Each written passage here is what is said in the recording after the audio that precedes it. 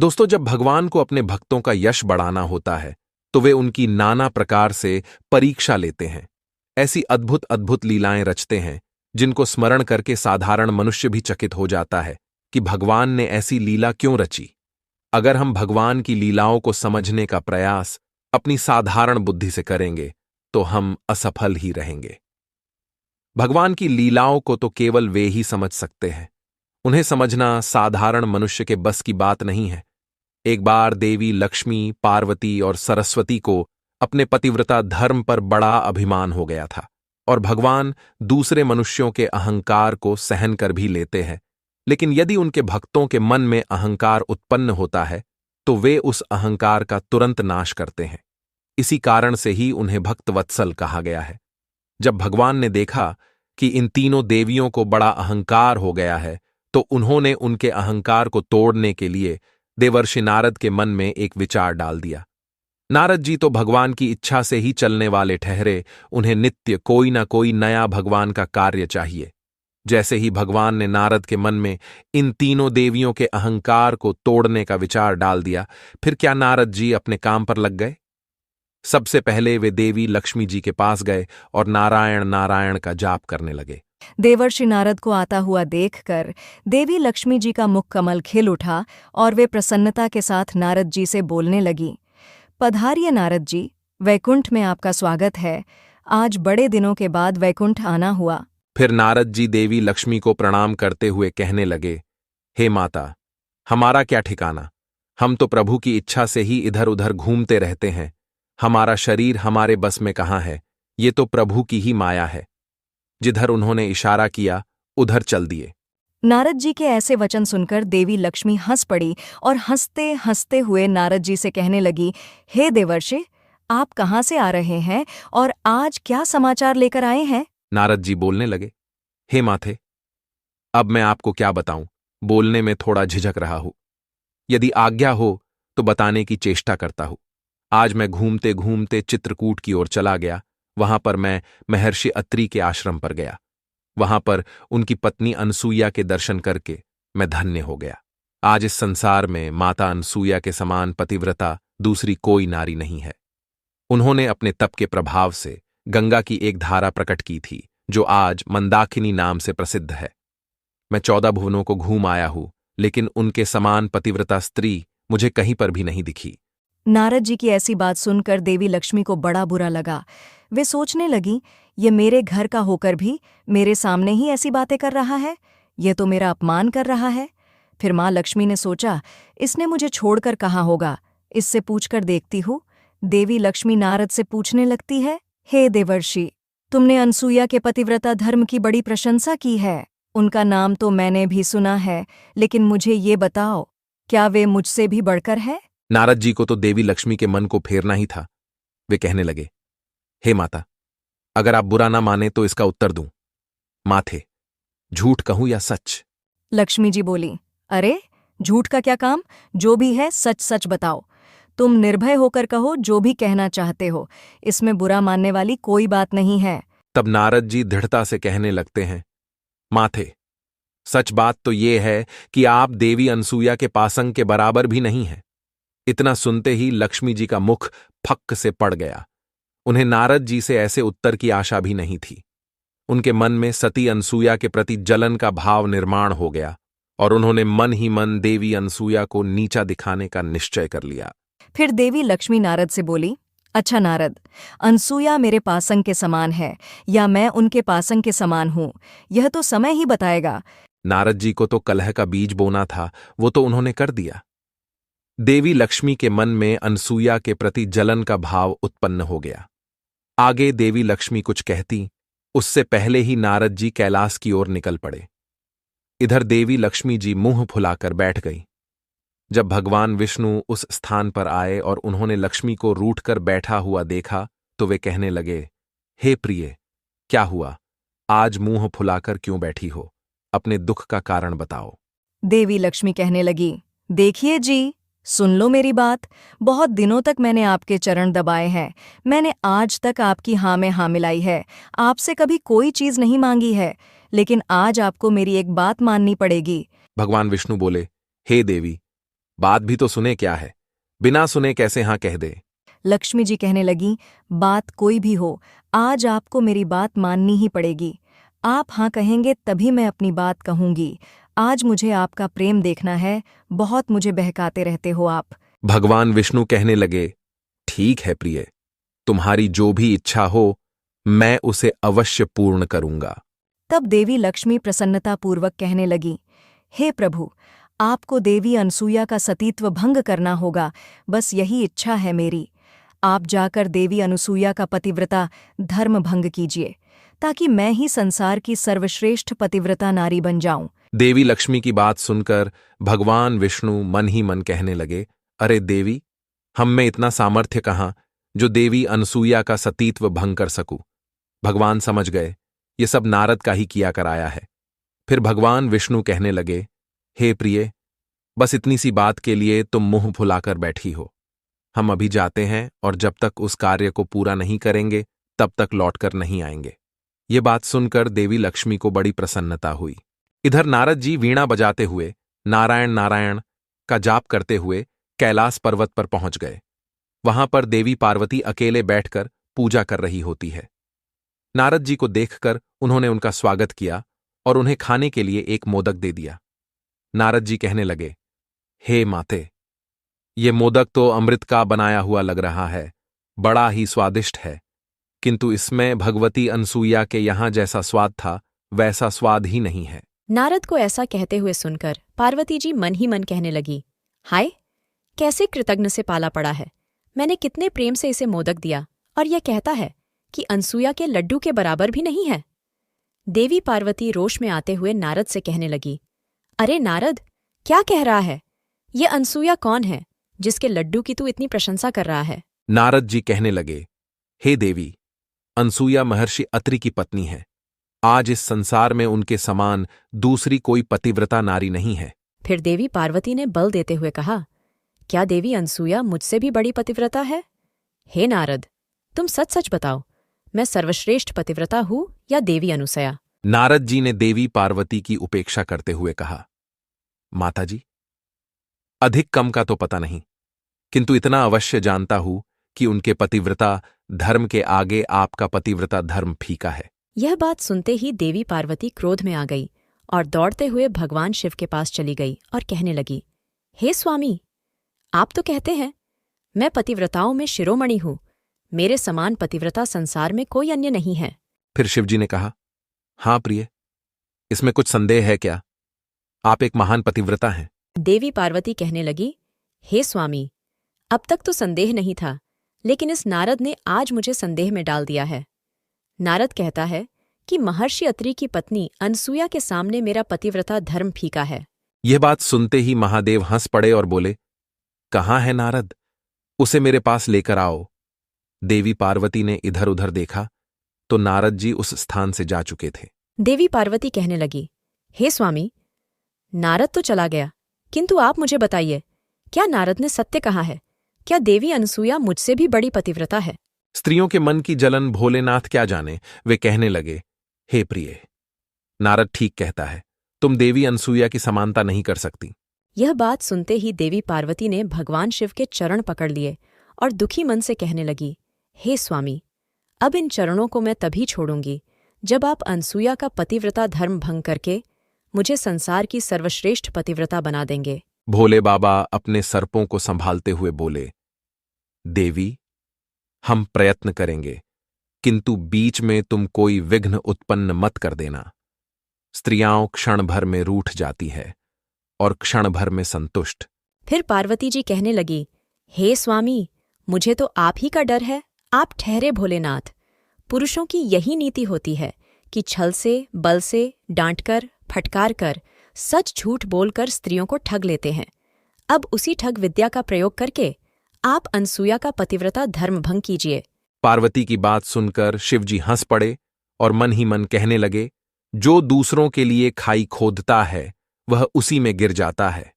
फिर शिवजी कहने लगे, हे प्रिय, अब मेरे चरण छोड़ दो, मैं अभी उस कार्य के लिए जाता हूं। देवी सती ने भगवान शिव के चरणों को छोड़ दिया। फिर शिवजी महर्षि अत्रि के आश्रम की ओर निकल पड़े। इधर नारद जी ब्रह्मलोक में पहुंच गए। वहां पर देवी सरस्वती ने नारद जी का स्वागत सत्कार किया और कहा, हे नारद, तुम तो हमें भूल ही जाते हो। अब की बार तो बहुत दिनों बाद आए हो। आज तुम अवश्य कोई महत्वपूर्ण समाचार लेकर आए होंगे। नारद जी कहते हैं, हे माथे, आज मैंने पृथ्वीलोक पर एक अद्भुत बात देखी है। महर्षि अत्रि की पत्नी अनसूया के पतिव्रता धर्म का बड़ा ही प्रभाव है। समस्त ऋषि मुनि आकर उनकी स्तुति करने लगे हैं। सभी ऋषिगण कह रहे हैं कि उनके समान पतिव्रता संसार में दूसरी कोई स्त्री नहीं है। नारद की यह बात सुनकर देवी सरस्वती के मन में क्षणमात्र के लिए रोष हुआ और वह कहने लगी, हे नारद, क्या वह मुझसे भी बढ़कर पतिव्रता है? तब नारद जी कहने लगे, अब माता जी, यह मैं कैसे कहूं? अपनी मां तो मां ही है, वही मेरे लिए सर्वश्रेष्ठ है। किंतु सभी ऋषि मुनि ऐसा कह रहे हैं कि देवी अनसूया से बढ़कर संसार में कोई पतिव्रता नहीं है। यह बात सुनकर देवी सरस्वती को बड़ी चिंता होने लगी। उन्होंने नारद से कहा, शीघ्रता से जाओ और अपने पिताजी को बुलाकर लाओ। माताजी की आज्ञा का पालन करते हुए नारद जी शीघ्रता से ब्रह्मा जी की सभा में चले गए। वहां पर ब्रह्मा जी देवताओं और दानवों के साथ महत्वपूर्ण विषय पर चर्चा कर रहे होते हैं। नारद जी ने ब्रह्मा जी को माता सरस्वती का संदेश सुना दिया। हे परमपिता, माताजी ने आपको शीघ्रता से बुलाया है।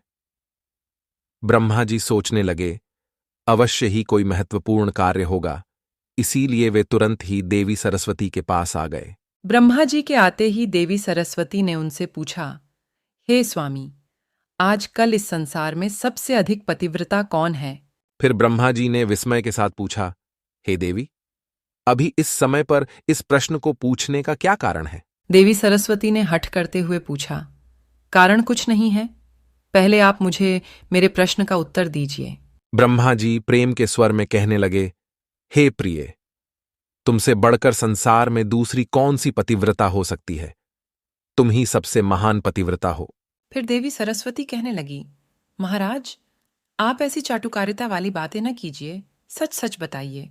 मैंने तो सुना है महर्षि अत्रि की पत्नी अनसूया को सभी ऋषिगण संसार की सबसे बड़ी पतिव्रता कह रहे हैं। यह सुनकर ब्रह्मा जी को कुछ चिंता हुई। वे मन ही मन मुस्कुराते हुए सोचने लगे, दाल में कुछ काला है, स्त्रियों में जलन का भाव जल्दी आ जाता है। लेकिन देवी अनसूया में दूसरों के प्रति जलन का भाव नहीं है। बात तो सत्य है, देवी अनसूया के समान पतिव्रता कोई नहीं है। देवी सरस्वती की बात को टालने के लिए ब्रह्मा जी कहने लगे, हे प्रिय, यह बात तुमसे किसने कही? फिर देवी सरस्वती इधर उधर देखने लगी तो नारद जी वहां से जा चुके थे। माता पिता की वार्ता को पुत्र को कभी नहीं सुनना चाहिए, इसीलिए वे चुपचाप वहां से निकल गए। नारद को ना देख के देवी सरस्वती ब्रह्मा जी से कहने लगी, हे स्वामी, मुझसे ये बात एक काले चोर ने कही है, किंतु आप मुझे ये बताइए कि यह सत्य है या नहीं। फिर ब्रह्मा जी ने संकोच करते हुए कहा, मान लो कि यह सत्य ही है, लेकिन तुम्हें इसमें चिंता करने की क्या बात है? देवी, अनसूया तो तुम्हारी पुत्र वधू ठहरी। देवी सरस्वती रोष में आकर कहने लगी, मुझे मानसिक पुत्रों से क्या संबंध? वे तो आपके शरीर के अंगों से प्रकट हुए हैं। देखिए आप, जैसे भी हो, उस अनसूया के पतिव्रता धर्म को भंग कीजिए, अन्यथा मैं आपसे बात नहीं करूंगी। देवी सरस्वती के ऐसे वचन सुनकर ब्रह्मा जी कुछ विचलित हो गए और कहने लगे, हे प्रिय, अच्छा ठीक है, मैं अभी जाता हूं और उस कार्य को पूरा करता हूं। फिर तीनों देवता ब्रह्मा, विष्णु और महेश मंदाकिनी नदी के तट पर महामुनि अत्रि के आश्रम पर पहुंच गए। परस्पर एक दूसरे को देखकर नमस्कार करते हुए उन तीनों ने अपने अपने आने का कारण बताया। फिर भगवान ने कहा, हम तीनों वेश बदलकर देवी अनसूया के आश्रम पर चलते हैं और पतिव्रता अनसूया की परीक्षा लेते हैं। फिर सभी ने बात को स्वीकार किया और तुरंत ही साधु का वेश धारण किया। तीनों देवता साधु का वेश धारण करके अनसूया के आश्रम के निकट पहुंचे। उस समय आश्रम पर महर्षि अत्रि नहीं थे, देवी अनसूया अकेली ही थी।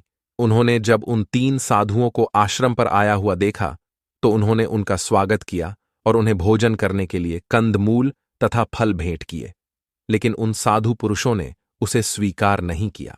तब देवी अनसूया ने कहा, हे महात्माओं, मुझसे ऐसा कौन सा अपराध हुआ है जो आपने मेरी पूजा को ग्रहण नहीं कर रहे हैं? फिर उन तीनों देवताओं ने कहा, हे देवी, यदि आप हमें एक वचन दो तभी हम आपकी पूजा को स्वीकार करेंगे, अन्यथा नहीं करेंगे। देवी अनसुया ने कहा, हे मुनियों, घर पर आए अतिथि का सत्कार प्राणों का बलिदान देकर भी करना चाहिए। इसीलिए आपकी जो भी इच्छा हो, जिस कार्य से भी आप प्रसन्न होंगे, मैं वह कार्य अवश्य ही करूंगी। देवी अनसुया ने ऐसा कहते ही वे तीनों साधु कहने लगे, हे देवी, आप निर्वस्त्र होकर हमारा अतिथि सत्कार कीजिए, यही हमारी इच्छा है। यह बात सुनकर देवी अनसुया आश्चर्यचकित हो गई और सोचने लगी, ये मुनि है या कोई बहरूपीय है जो ऐसा अनुचित प्रस्ताव रख रहे हैं। फिर देवी अनसुया ने अपनी दिव्य दृष्टि से सब कुछ देख लिया तो उन्हें समझ में आ गया कि मामला क्या है, और फिर कहने लगी, हे मुनियों, मैं आपका निर्वस्त्र होकर सत्कार करूंगी। यदि मैं सच्ची पतिव्रता नारी हूं, यदि मैंने भूल से स्वप्न में भी पराये पुरुष का विचार न किया हो, तो ये तीनों साधु 6-6 महीने के दूध पीने वाले बच्चे बन जाए। देवी अनसुया के इतना कहते ही वे तीनों साधु 6-6 महीने के बालक हो गए और कुल बुलाने लगे। फिर देवी अनसुया ने विवस्त्र होकर उन तीनों बच्चों को स्तनपान कराया और सुला दिया। फिर इतने में ही महामुनि अत्रि उस स्थान पर आ गए। उन 3 छोटे छोटे बालकों को घर में देखकर वे आश्चर्यचकित होकर कहने लगे, हे देवी, ये तीनों अत्यंत सुंदर मनोहर रूप वाले बालक किसके हैं? फिर देवी अनसुया ने कहा, हे स्वामी, ये आपके ही बच्चे हैं। भगवान ने स्वयं आप पर कृपा की है। मुनि अत्रि ने अपनी योग शक्ति से देखा तो उन्हें भी सारा रहस्य समझ में आ गया। अब वे तीनों देवता बालक के रूप में क्रीड़ा करने लगे। माता अनसुया उन्हें खिलाती, पिलाती, प्यार करती। वे तीनों बालक अपनी माता के साथ बड़ी ही प्रसन्नता से खेलने कूदने लगे थे। इधर अनेक दिन बीत जाने के बाद भी उनके पति लौटकर नहीं आए तो तीनों देवियों को चिंता होने लगी। फिर तीनों देवियां अपने अपने स्थान से निकलकर अपने स्वामी को ढूंढने के लिए पृथ्वीलोक पर आ गईं। सौभाग्य से तीनों देवियों की भेंट चित्रकूट में हुई। वहां पर तीनों ने एक दूसरे को अपना अपना दुख बता दिया। लक्ष्मी जी ने देवी पार्वती से पूछा, आपको सती अनसुया के बारे में किसने बताया? देवी पार्वती कहने लगी, मुझे नारद ने बताया। फिर देवी सरस्वती ने भी कहा, नारद ने ही मेरे कान भरे हैं। देवी लक्ष्मी भी कहने लगी, उस नारद ने ही हम तीनों को फंसाया है। यदि वह कहीं मिल जाए तो उसकी अक्ल ठिकाने पर लाती हूँ। फिर उसी स्थान पर नारद जी प्रकट हुए और उन्होंने दूर से तीनों देवियों को प्रणाम किया। देवी लक्ष्मी गुस्से को दबाते हुए कहने लगी, वाह नारद, बहुत सही समय पर आए हो। दूर क्यों खड़े हो? तुम्हारी यह वीणा तो बड़ी सुंदर है, तनिक देखूं तो। नारद जी को सब समझ में आ गया। वे कहने लगे, हे देवियों, मेरा अनुष्ठान चल रहा है, इसीलिए मैं किसी के पास जाकर बात नहीं करता हूं, खासकर स्त्रियों के पास तो कदापि नहीं। रही वीणा की बात, तो ये मुझे बहुत प्रिय है, मैं इसे किसी को नहीं देता। इतना कहकर नारद जी वहां से जाने लगे। नारद को जाता देख तीनों देवियां घबरा गईं और बड़ी ही कोमल वाणी में कहने लगी, नारद, ओ नारद, तुझे मेरी शपथ, अपने पिता की शपथ, तुम यहां से चले मत जाना। देवी लक्ष्मी कहने लगी, भैया, तुम अवश्य जानते हो तीनों देवता कहाँ चले गए हैं। फिर नारद जी ने अपनी उंगली से इशारा करते हुए कहा, देखो, वह भगवती अनसुया का आश्रम है। वे तीनों देवता उसी आश्रम में खेल रहे हैं। देवी पार्वती कहने लगी, अरे भैया नारद, तू सब जानता है, हम इस आश्रम में जाना चाहती है, कैसे जाएं? भगवती अनसुया क्रोधित तो नहीं हो जाएंगी? हमें उनका बड़ा भय लग रहा है। नारद जी बोले, हे माताओं, आप भूलकर भी आश्रम में कदम मत रखना, नहीं तो देवी अनसुया आप तीनों को भस्म कर डालेंगी।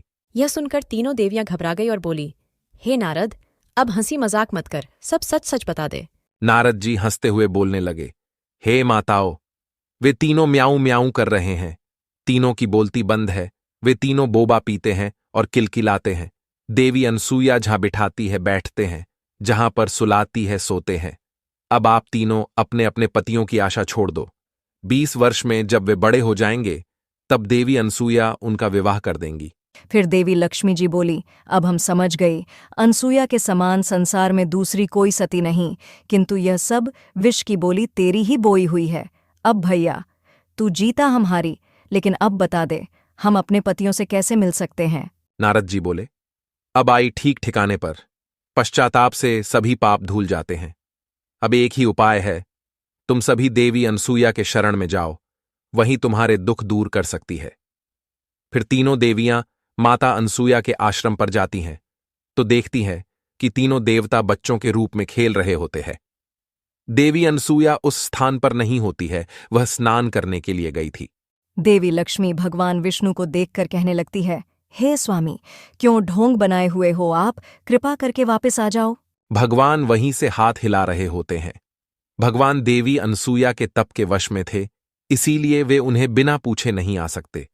थोड़ी ही देर में देवी अनसुया उस स्थान पर आ जाती है। उन्हें देखकर तीनों देवियां उनके सामने आकर खड़ी हो जाती हैं और पुकारने लगती हैं, माताजी, क्या हम कुटिया के भीतर आवे? फिर देवी अनसुया ने उनसे पूछा, हे देवियों, तुम कौन हो और किस कारण से यहाँ पर आई हो?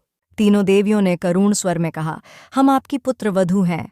देवी अनसुया ने कहा, अरे बहुओं को अपने घर में क्या पूछना, अंदर आ जाओ, यह तुम्हारा ही घर है। यह सुनकर तीनों देवियां लजाती हुई कुटिया के भीतर गईं और माता अनसुया को प्रणाम करने लगीं। फिर उतने में ही मुनि अत्रि उस स्थान पर आ गए। मुनिवर को देखकर तीनों देवियां घूंघट ओढ़कर एक तरफ हट गईं। मुनि ने देवी अनसुया से पूछा, देवी, ये तीनों स्त्रियां कौन हैं? ये बड़ी तेजस्वी दिखाई पड़ रही है। फिर अनसुया माता ने कहा, हे स्वामी, ये हमारी पुत्रवधू है, अपने पतियों के दर्शन करने के लिए आई है। मुनिवर कहने लगे, हे देवी, तुम तो बड़े कौतुक रच रही हो। अभी अभी तो पुत्र उत्पन्न किए हैं, वे पूरे 6 महीने के भी नहीं हुए तो तुमने पुत्र वधुएं भी बना दी। हाथ हाथ भर के पुत्र और 5-5 हाथ की बहुएं, यह कैसी विचित्र बात हुई। फिर देवी अनसुया कहने लगी, स्वामी, इसमें गलत क्या है? पुत्र से बड़ी बहू बड़े भाग्य लेकर आती है, ऐसी कहावत है। हमारे बच्चे भी एक दिन बड़े हो जाएंगे। यह सुनकर मुनि अत्रि हंस पड़े और सारा रहस्य समझ गए।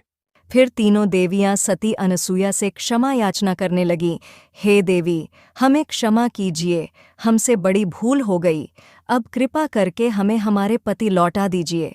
देवी अनसुया ने कहा, मैं कहाँ मना कर रही हूँ, ले जाओ अपने अपने पतियों को गोदी में उठाकर, ये वहां सो रहे हैं। तीनों देवियों ने कहा, माताजी, अब हमें और लज्जित न कीजिए, संसार में हमारी हंसी न करावे, कोई क्या कहेगा, इन्हें जैसे का तैसा कर दीजिए। तीनों देवियों का दुख देखकर माता अनसुया का हृदय पसीज गया और उन्होंने अपनी योग शक्ति से तीनों बच्चों को फिर से उनके पूर्व स्वरूप में ला दिया। तीनों देव अपने अपने स्वरूप में आकर खड़े हो गए। फिर देवी अनसुया ने उन सभी को प्रणाम किया और उनकी पूजा की। माता अनसुया की पूजा से तीनों देव अत्यंत प्रसन्न हुए और उन्होंने देवी अनसुया को वरदान मांगने के लिए कहा। देवी अनसुया कहने लगी, यदि आप तीनों देवता मुझ पर प्रसन्न हैं, तो मुझे यह वरदान दीजिए कि आप तीनों मेरे पुत्र हो जाए। फिर तीनों देवताओं ने तथास्तु कहकर कहा, हम तीनों अपने अपने अंश में आकर तुम्हारे पुत्र के रूप में प्रकट होंगे। फिर तीनों देवताओं से भगवान दत्तात्रेय का जन्म हुआ। इस प्रकार से तीनों देवताओं ने देवी अनसुया को वरदान दिया और अपनी पत्नियों से पूछने लगे, अब बताओ, संसार में सबसे श्रेष्ठ पतिव्रता कौन है? तीनों देवियों ने लजाते हुए कहा, भगवती अनसुया ही पतिव्रताओं में सर्वश्रेष्ठ है, इनसे बढ़कर संसार में दूसरी कोई नहीं है। तीनों देवियों ने देवी अनसुया को यह वरदान दिया कि जो भी मनुष्य प्रातः काल में देवी अनसुया का स्मरण करेगा, उसे जीवन में धन धान्य बुद्धि आरोग्य की प्राप्ति होगी। तो दोस्तों, इस प्रकार से माता अनसुया समस्त संसार में सर्वश्रेष्ठ पतिव्रता है। वे भगवान विष्णु, शिव और ब्रह्मदेव के दत्तात्रेय अवतार की माता है। आपको यह कथा कैसी लगी कमेंट करके अवश्य बताएं। जानकारी अच्छी लगी तो वीडियो को लाइक जरूर करें। कमेंट में जय माता अनसुया अवश्य लिखें, साथ ही चैनल को सब्सक्राइब करें। आप सभी का